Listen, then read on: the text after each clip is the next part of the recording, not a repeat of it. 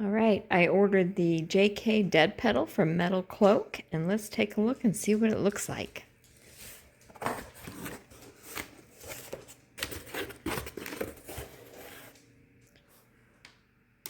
All right, these are the pieces that came in the box. It looks like, put those little black tabs, I think they're supposed to go here in these little holes. And there are no instructions, so I believe they will have them on their website, so I need to go look for those and print them out. Okay, by looking at the JL's instructions, I think I get how this goes together. So of course these little grommet pieces here get put inside these little holes, and I already did these two and they just snug in there. I used the tip of a pen to kind of push them in there and they went in pretty easy. And then it looks like you get 3 washers per side for this. One on each side of the metal plate, and then one goes in between here.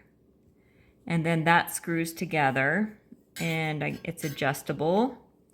And then these guys go in there, and they get put onto there, and then again I'll have to figure out how I want to adjust it. And then this part gets screwed on with the stock screws that are already in place.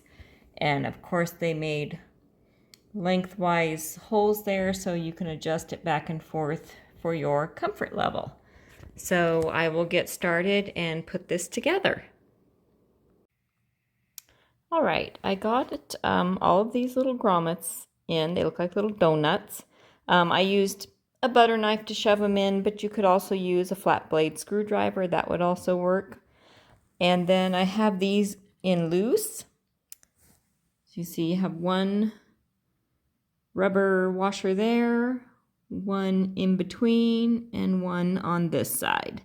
And that's just loose, and I'll put it in the Jeep, and then once I get it positioned how I want it, then I will tighten it down. All right, I'm getting ready to install my dead pedal.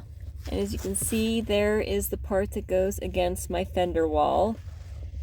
For my JK, it's 2 10mm bolts that are way under there holding the ground wires.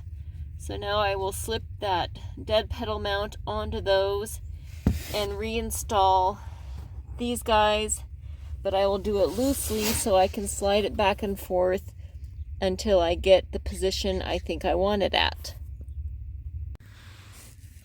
All right, I think I have it in the position I want it. The part that attaches to that plate in the back, it's best to get that together before you put this on. Otherwise, it would be really hard to get back there with a wrench and turn those Allen keys. So I put it at the highest position, figuring I'm shorter and that would work best for me, and it seems to be a good spot. So I just have those back on loosely, and I did also prefer the slide on the furthest back position. So it's at the very end of the slides, and that seems to be a good spot for me and where I want my foot. And now I am going to, I don't know what this wire is hanging down, but I need to fix that. Now I am going to tighten the nuts that tighten this to the back plate. And then that will be it. It will be ready to go.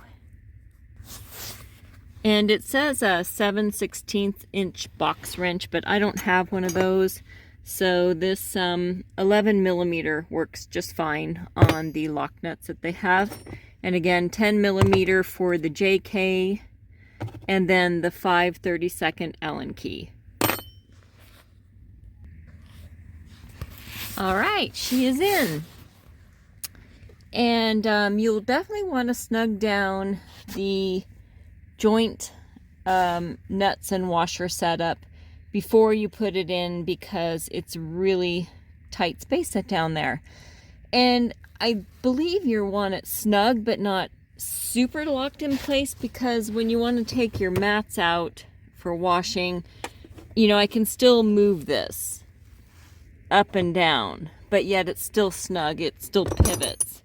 You wouldn't want it locked down so tight that you couldn't move that up to get your mats out or clean behind there or whatever. But let me get inside and see what it's like.